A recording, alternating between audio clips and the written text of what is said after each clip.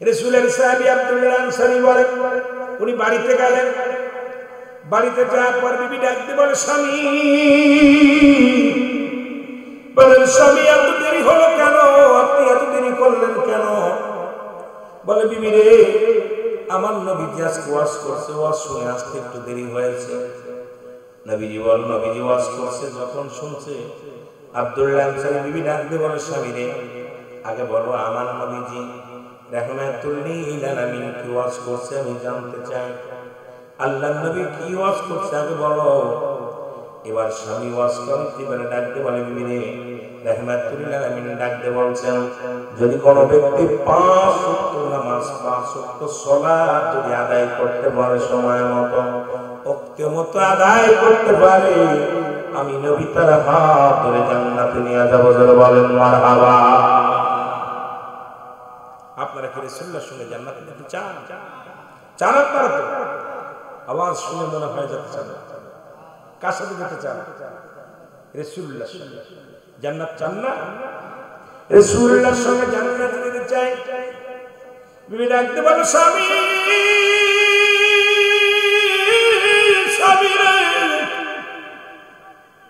আপনার কাছে একটা মাত্র দাবি আমার, কিচ্ছু দাবি করবো না, টাকা চাই না, বাড়ি চাই না, ধন সম্পদ চাই না, পৃথিবীর মধ্যে একটা জিনিস চাই, আপনি আমাকে একটু সুযোগ করে দিবেন, আমিও যেন সময় মতো নামাজ আদায় করতে পারি, কারণ আপনি রাসূলুল্লাহর সঙ্গে জান্নাতে যাবেন। ও আমার স্বামী, আমিও আমল করতে চাই, ইয়াউমাল কিয়ামতের ময়দানে রাসূলুল্লাহর সঙ্গে যেন আমিও জান্নাতে যেতে পারি। জোরে বলেন মারহাবা। স্বামী স্ত্রী দুজনেই কত রাসূল কত ভালোবাসতেন, আল্লাহর বিধান কোরআন ভাবে মানতেন। আমাদের বিবিগুলো যেবার হেসারিতে ভালো মাছ বিক্রি হইলে আমার এটা বানাই দিবা, এটা করে দিবা। রাসূলের সাহাবীর বিবিগণ তার একটাই আশা ছিল যে আমি স্বামী যেমনি আমল করে আমরাও এমনি আমল। আমার মা বোনেরা আলোচনায় যারা আসছেন খেয়াল করবেন, যারা আসেন নাই আপনারা বাড়ি যে ওয়াজটা শোনাবেন। রাসূল পাক সাল্লাল্লাহু আলাইহি ওয়াসাল্লামের সাহাবী আব্দুল্লাহ আনসারী বলে, বিবি রে, ও বিবি, কথা দিলাম দেখা যাক। প্রতিদিন রাসূলুল্লাহর পিছনে নামাজ আদায় করেন আব্দুল্লাহ আনসারী, সালাম ফিরে আসসালামু আলাইকুম ওয়া রাহমাতুল্লাহ, আসসালামু আলাইকুম ওয়া রাহমাতুল্লাহ। আনসারী ঘর থেকে মসজিদ থেকে দূরে আসলে নেই। রাসূলুল্লাহ বলেন, আমার সাহাবীরা নিয়ে আমি লক্ষ্য করে দেখলাম আজ কটা দিন আমার আনসারী সালাম ফিরায় নামাজ শেষ করে দৌড় দিয়ে বাড়ি হয়ে যায়। কেন আমার আব্দুল্লাহ আনসারী এরকম ছিল না? আমি নবী যখন আলোচনা করতাম তারা শুনত, কিন্তু আমি নামাজ সালাম শেষ করার পর আমার আনসারী কার দেখতে পাই না, কারণটা কি? রাসূলুল্লাহ বলার পর সাহাবীরা বলে, ইয়া রাসূলুল্লাহ, ইয়া হাবিবাল্লাহ, নিশ্চিত আপনার আনসারী দুনিয়ার কোন প্রেমে পড়েছে, দুনিয়ার কোন ঝামেলার মধ্যে আছে, এই কারণে নামাজ শেষ করে দেরি করে না, দৌড়ায়া চলে যায়, দৌড়ায়া চলে যায়। আব্দুল্লাহ আনসারী, ও মুসলমান শোনো, এর দিলের কান্না লাগা শোনো আমার যুবক বাবারা যারা আছেন, বৃদ্ধ বাবারা যারা আছেন, নবীজি চলে গেলেন আনসারী বাড়িতে, সালাম দিলেন, আসসালামু আলাইকুম ইয়া আহলাল বাইত, আসসালামু আলাইকুম ইয়া আহলাল বাইত। একবার নয়, দুবার নয়, তিনবার সালাম দিলেন, রাহমাতুল আলামিন সালাম দিলেন। 3 বার সালামের জবাব নবীজি পাইলেন না। এরপরে নবীজি একটু মনে কষ্ট পেয়ে রওনা হয়ে গেলেন। পিছন থেকে আনসারী ফিরেছে, ওয়ালাইকুম আসসালাম ইয়া রাসূলুল্লাহ, ওয়ালাইকুম আসসালাম ইয়া হাবিবাল্লাহ, ওয়ালাইকুম আসসালাম ইয়া রাহমাতুল আলামিন। আমার নবী আনসারী তুমি 3 বার সালামের জবাব দিলা, নিশ্চিত আমার মার বুঝতে বাকি নাই, তুমি 3 বারই সালাম শুনেছিল, উত্তর দাও নাই। আনসারী বলে, ইয়া রাসূলুল্লাহ, ইয়া হাবিবাল্লাহ, আল্লাহর কসম করে বলি আমি আজ আপনার সালাম শুনেছিলাম কানে, আমি উত্তর দিতে পারি নাই। সালাম শুনেছি কিন্তু উত্তর দিতে পারি না। রাসূলুল্লাহ বলেন, তুমি উত্তর দিলে না কেন? বলে, ইয়া রাসূলুল্লাহ, কেন জবাব আমি দিতে পারবো না? আপনি দয়া করে আমার বাড়িতে যাইতেন, যদি আমার ঘরে যাইতেন, কেন যারা সালামের জবাব দিই নাই? এটা আমি বলতে পারবো। রাসূল গো আপনি যদি দয়া করে যাইতেন তারপরে আমি বলতে পারতাম। নবীজি বললেন চলো। এবার আনসারী বাড়িতে গেলেন। রাসূলুল্লাহ বাড়িতে যাওয়ার পর যখন আনসারী গরিব মানুষ আপনাদের মতো এরকম হ্যাসারিও নাই, কাজকর্মও নাই, গরিব মানুষ, পৃথিবীর সব চাইতে গরিব মানুষ, আমার রাহমাতুল আলামিন সাহাবীদের মধ্যে সবচেয়ে গরিব। আব্দুল্লাহ আনসারী যখন দরজাটা খুলে দিলেন, ঘরের দরজা খুলে দিছে, সঙ্গে সঙ্গে রাসূলুল্লাহ তাকায়া দেখে ভিতরে বিশাল একটা গর্ত খোঁড়া। আল্লাহর নবী ডাকতে বলে, আনসারী রে, তোমার ঘরের মধ্যে কেন গর্ত খোঁড়া? বলি, ইয়া রাসূলুল্লাহ, ইয়া হাবিবাল্লাহ, এই গর্ত খোঁড়া আপনি দেখলেন নবী গো? ইয়া রাসূলুল্লাহ, এই গর্তের মধ্যে যখন আপনি আমাকে সালাম দিয়েছিলেন আসসালামু আলাইকুম, আল্লাহর কসম করে বলি আপনার সালাম আমি শুনেছিলাম কানে, উত্তর দিতে পারি নাই। এই জন্য নবী গো আমি এই গর্তের মধ্যে উলঙ্গ অবস্থায় বসেছিলাম। আল্লাহর নবী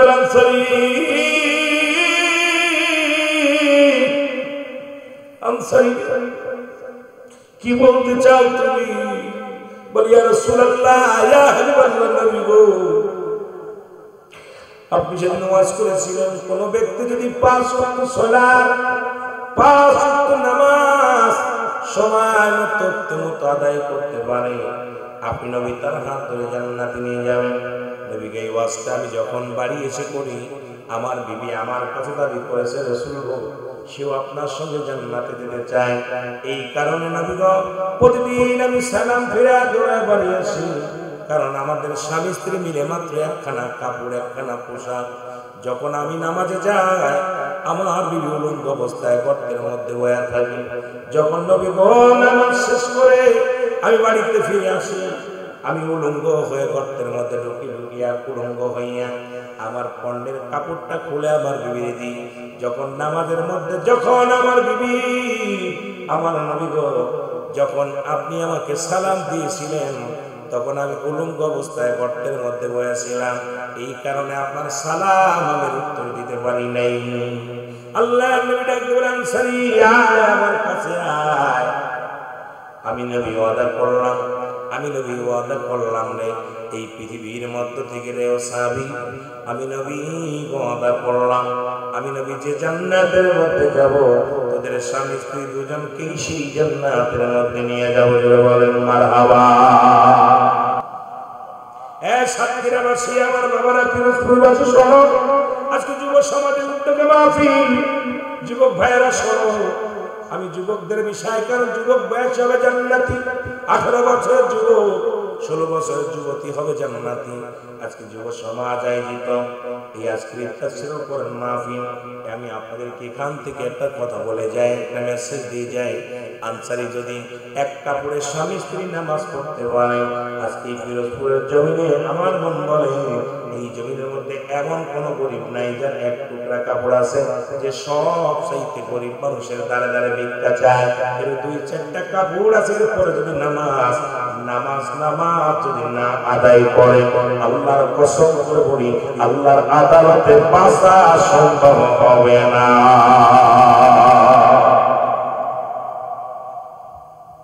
বলেন যে ফিরোজপুরের জমিনে একখান কাপড় আছে এমন কোন লোক আছে? আপনার এখানে যারা আছেন স্বামী স্ত্রী বা আপনার একারই একখান কাপড় আছে, কারণ দেখান আছে? তাহলে নামাজ কি লাগবে? এখন আপনি মনে করতে পারেন নামাজ লাগবে না, তবে আপনারা যারা হ্যাসারি করেন তাদের জন্য শুভ সংবাদ শোনেন। যারা মাঠে কাজ করেন, যারা কৃষক কাজ করেন, যারা ভ্যান চালান, রিক্সা চালান, অটো চালান, যারা ব্যবসা করেন, আল্লাহ নিজেই ঘোষণা করেন তাদের জন্য আমি ঘোষণা করে আল্লাহ বলে দিন মজুরি মেয়ামতকারী, এই দুনিয়ার মধ্যে যারা মাঠে কাজ করে, যারা কৃষক, যারা দিন মজুরি, যারা গায়ের ঘাম ঝরায়, আমি নবী তাদের বন্ধু হিসেবে কবুল করে নিলাম। যারা বলেন মারহাবা। এটা শুনে খুশি হন না? আমার কথা আল্লাহ বলে, নিজে বলে যারা দিন মজুরি, যারা মেহনত করে, যারা গায়ের ঘাম ঝরায়, এরা আমার বন্ধু। কার বন্ধু? আল্লাহর বন্ধু হতে চান কি? একটু হাত তুলে। আল্লাহর বন্ধু হতে চান? জোরে বলেন না আমিন। আরো জোরে বলেন আমিন। এখন আল্লাহর বন্ধু কেউ নিয়ে হেসির মধ্যে বয়ে থাকবে ওলা যারা আল্লাহর বন্ধু না যারা কর্মা আসতে পথে যত দেখে আসলাম প্রাণটা ভরে গেছে জুড়ায় গেছে প্রাণটা এই মানুষগুলো এখন রাত্রে কত কষ্ট করতেছে হেসারি পানি দিচ্ছে কেউ দেখাশোনা করতেছে কেউ খাবার দিচ্ছে এই আশ্চর্য হয়ে গেলাম তারাও সবাই কষ্ট করে কারণ অলস মানুষ দেখলে বোঝা যায় আল্লাহ নিজে বলে যারা মেহনত করে যারা কষ্ট করে যারা ঘাম ঝরায় এরা আমার বন্ধু কার বন্ধু জোরে বলেন না কার বন্ধু আরো জোরে বলেন যে আল্লাহর বন্ধু হওয়া ভালো না শয়তানের বন্ধু হওয়া ভালো মানুষের বন্ধু হওয়া ভালো না আল্লাহর বন্ধু হওয়া ভালো আল্লাহর বন্ধু এখন তাই বলে আবার নামাজ ছেড়ে দেন না চিন্তা করতে পারেন গোলামের সিদ্দিকী বলে গেছে যে আল্লাহর বন্ধু আমরা কাজ করি মাঠে কাজ করি খ্রিস্টান দিই জন দিই মানুষের বাড়ি কাজ করি আমরা হেসারি চালাই আমরা তো আল্লাহর বন্ধু হয়ে গেছি এখনো নামাজের দরকার কি যুব সমাজ একটু মাহফিলে বয়া আমরা শুনেছি সিদ্দিকী সাহেব বলছে আমরা সবাই আল্লাহর বন্ধু এখন নামাজ না পড়লেও চলবো কথা কন না মনে করছেন নি খবরদার এই ভুল করা যাবে না আল্লাহর বন্ধু তো আল্লাহর গোলামি বেশি করবে যেটা বলেন ঠিক কিনা আরো যেটা বলেন ঠিক কিনা বন্ধু তো বন্ধুর প্রশংসা বেশি করে বন্ধু তো বন্ধুর ভালোবাসা বেশি বন্ধুর তো বন্ধু জীবন ঝুঁকি নিয়ে বন্ধুর প্রেমে বন্ধুর আপদ বিপদে ঝাঁপিয়ে পড়ে যেহেতু আল্লাহ আপনাকে বন্ধু হিসেবে কবুল করেছে আমরা আল্লাহর বেশি বেশি গোলামি করতে চাই যেটা বলেন ঠিক কিনা আর যেটা বলেন ঠিক কিনা এই মহব্বতের সঙ্গে শরীফ পড়েন আল্লাহুম্মা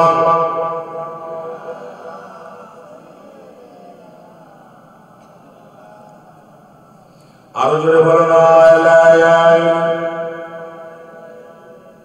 এখন যদি বন্ধু চান যুবক ভাইরা যুব সমাজ রাসূলের দরবারে এক যুবক প্রতিদিন নামাজে যাইতেন বাবা রাসূলুল্লাহর পিছনে নামাজ আদায় করতেন এক যুবক সাহাবী আমি যুবকদের কথা বলি বাবারা শোনো প্রতিনিয়ত 5 ওয়াক্ত সালাত রাসূলুল্লাহর সঙ্গে আদায় করতেন ইসলামটাকে মানতেন ইসলামের বিধান মানতেন কোরআন মানতেন এই কোরআন অত্যন্ত ভালোবাসতেন শ্রদ্ধা করতেন আমার বাবারা আমার রাসূলের ঘোষণা করেছেন সেই ঘোষণাগুলো সব শুনতেন আদেশ নিষেধগুলো মেনে চলতেন যুবক মুসলমান রাসূল একদিন ওয়াজ করলেন দুইটা জিনিস যে ব্যক্তি হেফাজত করতে পারবে আমি নবী কথা দিলাম আমি নবী ওয়াদা করলাম ওই ব্যক্তিকে আমি হাত ধরে জান্নাতে নিব এখন আবার আপনাদেরকে বলি রাসূলুল্লাহ ওয়াদা করেছে দুইটা জিনিস যে ব্যক্তি হেফাজত করতে পারবে আল্লাহর নবী তার হাত ধরে জান্নাতে নিবে আপনারা কি আল্লাহর নবীর সঙ্গে হাত ধরে জান্নাতে নিতে এটা চান কি চান না যে বলেন চান কি চান না যদি চান রাসূলুল্লাহ বললেন এই দুইটা জিনিসের মধ্যে নাম্বার 1 এক নাম্বার হলো দুগালের মধ্যবস্তু যেটা জিহ্বা এই জিহ্বা দিয়ে কাউকে গালি দেওয়া যাবে না এই মুখ দিয়ে কাউকে ফাহিশা কথা বলা যাবে না এই মুখ দিয়ে দুনিয়ার মধ্যে মদ গাজাইয়া বা পান করা যাবে না এই মুখ দিয়ে পবিত্র আল্লাহর জিকির করবেন গুণগান গাবেন এই মুখটাকে পবিত্র রাখবেন রাসূলুল্লাহ বলছে দুইটা জিনিস যে ব্যক্তি হেফাজত করতে পারবে আমি নবী তার জান্নাতে নিয়ে যাব হাত ধরে জান্নাতে নিয়ে যাব আর একটা দু পায়ের মধ্যবস্তু যেটা পুরুষ লিঙ্গ স্ত্রী লিঙ্গ একমাত্র স্বামী স্ত্রী ব্যতীত স্ত্রী স্বামী স্বামী স্ত্রী ব্যতীত পৃথিবীর মধ্যে কোথাও প্রচার করবে না আল্লাহর নবী ওয়াদা করেছে আমি নবী কথা দিলাম রে এই দুইটা ব্যক্তিকে আমি হাত ধরে জান্নাতে নিয়ে যাব দুইটা জিনিস যে ব্যক্তি হেফাজত করতে পারবে রাসূলুল্লাহ তার হাত ধরে জান্নাতে নিয়ে যাবে যেটি যুব সমাজ আয়োজিত কিছু যুবকদের বলতে হবে আমার ভাইরা আমার বন্ধুরা এই দুইটা জিনিস যে ব্যক্তি হেফাজত করতে পারবে রাসূল তার জান্নাতে নিয়ে যাবেন এবার যুবক রাসূলের পিছে প্রতিদিন নামাজ সালাত আদায় করে আমার ভাইরা আমার বন্ধুরা আমার গভীর মনোযোগ রাসূলুল্লাহ আমার নবী রাহমাতুল আলামিনের যুবক সাহাবী নামাজ শেষ করে মসজিদের পাশে একটা সুন্দরী নারী প্রতিনিয়ত রাসূলুল্লাহ ওই যুবককে প্রেমের পায়গাম প্রেমের দাওয়াত দেন প্রতিদিন তার সঙ্গে মিলতে চায় তার সঙ্গে মেলামেশা করতে চায় কিন্তু যুবক ভয় পায় রাসূলুল্লাহ বলে অপচয় করা যাবে না অন্যায় করা যাবে না জিনা করা যাবে না ব্যভিচার করা যাবে না রাসূলুল্লাহ সাহাবী, যুবক সাহাবী এই কোনদিন ওই সুন্দরী নারীর দিকে তাকায় দেখে না। আর আজকে আমার সমাজ, আমার জাতি আজকে অবহেলিত শেষ। কারণ কোথাও সারা বাংলাদেশে গ্রাম অঞ্চলে, পল্লীতে টাউনে সব জায়গায় জিনা, ব্যভিচার, অন্যায় ভরে গেছে। বলেন ঠিক কিনা? রাসূলের সাহাবী কি করলেন? বাবার আমার গভীর মনোযোগ। এই যে মহিলা কি করলেন? প্রতিনিয়ত প্রেমের পাগল দিলেন। কখনো তার কথায় রাজি হলেন না, তার কথায় রাজি হন না। এমন একদিন গভীর রাত্রে রাসূলুল্লাহ ঈশান নামাজ আদায় করিয়া সাহাবীদেরকে নিয়ে আলোচনা শোনাইতেছিলেন। একটু বিলম্ব হয়ে গেছে, ওই পথ দিয়ে যাইতেছিলেন যুবক সাহাবী। ওই মেয়েটাকে করলেন, রাসূলের সাহাবীকে ধরলেন, অন্য মানুষ দিয়ে ধরে নিয়ে গেলেন। ধরে নিয়ে যে বাড়ির মধ্যে নিলেন, প্রেমের অফার দিলেন, বিয়ের প্রস্তাব দিলেন। মেয়েটাকে ডাক দিয়ে বলে, মেয়ে, তুমি রব্বে কারিমের ভয় করো, আল্লাহর ভয় করো। কারণ এই জীবন নয়, এমন একটা জীবন আসবে যে দেশে গেলে মানুষের বিচার হয়, যে দেশে গেলে মানুষের হিসাব হয়, যে দেশে গেলে মানুষ আর কোনোদিন ফিরে আসে না, যে দেশে গেলে মানুষ আর কোনোদিন আসা সম্ভব নয়। যুবতী রে, তুমি সেই রব্বে কারিমের ভয় করো, দুনিয়ার জিনা ব্যভিচার বন্ধ করো, দুনিয়ার মধ্যে অন্যায় কাজ থেকে ফিরে আসো। যুবতী কি করলেন? কোনো কথা শুনলেন না। এবার যুবতী তার গায়ের কাপড় খুলে ফেলল। ওকে একটা চিৎকার, আল্লাহ বলে একটা ডাক দেয়, রব্বে কারীম।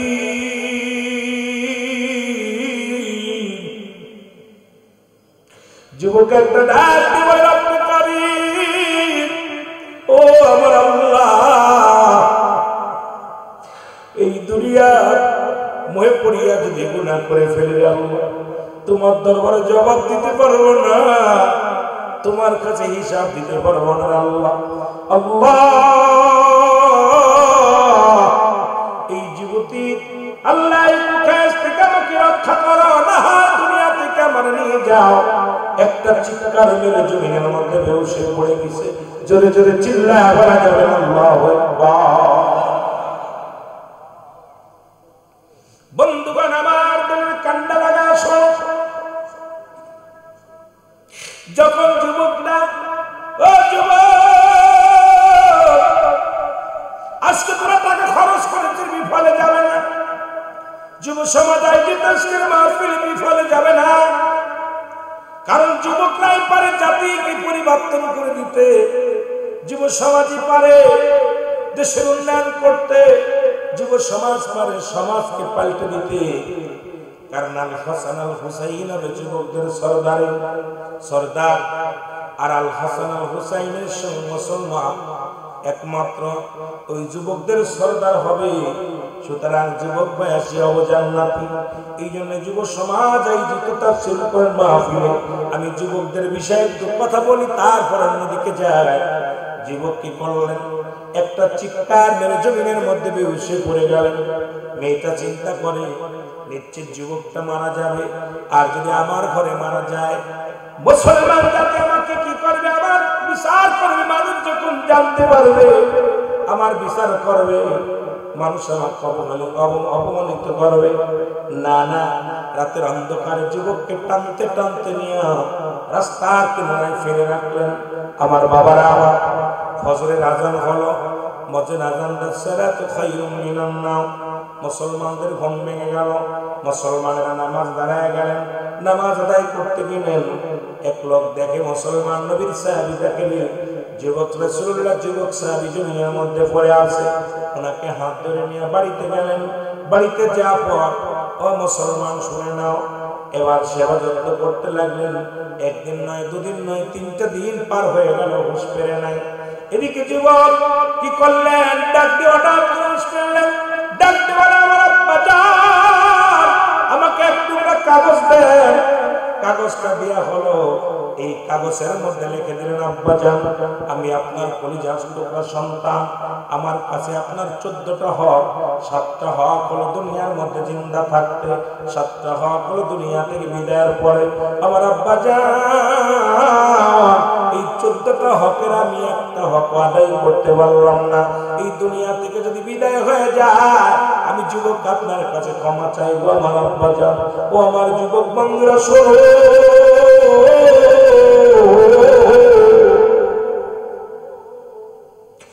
যুবক ডাক দিলে লিখলেন, চিঠি দিয়ে লাগলেন, আমার আব্বাজান আপনার কাছে ক্ষমা চাই। শুরুতে 1 নম্বরে আপনার কাছে ক্ষমা চাই, যদি ভুল করে থাকি আমার মাফ করে দিয়েন। আমি আপনার 14টা হকের একটা হক আদায় করতে পারলাম না। আমি আপনার কাছে 2টা দাবি করে যাব। 1 নম্বর দাবি, আমি যদি মারা যাই, এই আমার লাশখানা পৃথিবীর কোনো মানুষকে দেখাবেন না। এই লাশখানা রাতের অন্ধকারে এই দুনিয়ার মধ্যে বাবা গো দাফন করে দিবেন। দুনিয়ার কোনো মানুষকে আমার মরার সংবাদ জানাবেন না বাবা গো। দুনিয়ার মধ্যে আমার মরা লাশখানা কোনো বড় স্থানে শোয়াবেন না। আমি যদি মারা যাই, আমার এই লাশখানা বাবাই ঘরের মধ্যে দাফন করে রাখবেন। এই বলিয়া পৃথিবীর মধ্যে থেকে যুবক কিছুক্ষণ পরে যুবকটা সে বিদায় হয়ে মারা গেলেন। জোরে জোরে চিল্লায় আল্লাহু আকবার। দাবি করলেন, আব্বাজান যদি আমি আপনার 14টা হক, প্রতিটা সন্তান তার পিতা মাতা 14টা হক আছে, 7টা হক ইন্তেকালের পরে, 7টা হক হলো ইন্তেকালের আগে। আমরা কিন্তু আদায় করতে পারি না। অধিকাংশ সন্তান বাবা মার হক আদায় করতে পারি। আমার বাবারা, যেহেতু আমি আপনার হক আদায় করতে পারি না, 1 নম্বর আপনার কাছে ক্ষমা চাই।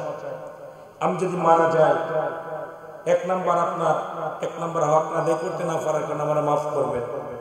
2 নম্বর, আমি যদি মারা যাই, পৃথিবীর কোনো গোরস্থানে আমার মাটি দিবেন না। 3 নম্বর, পৃথিবীর কোনো মানুষকে জানাবেন না। 4 নম্বর, আপনি আমার জানাজা পড়াবেন, আপনি আমাকে দাফন করে রাখবেন ঘরের মধ্যে। সুবহানাল্লাহ।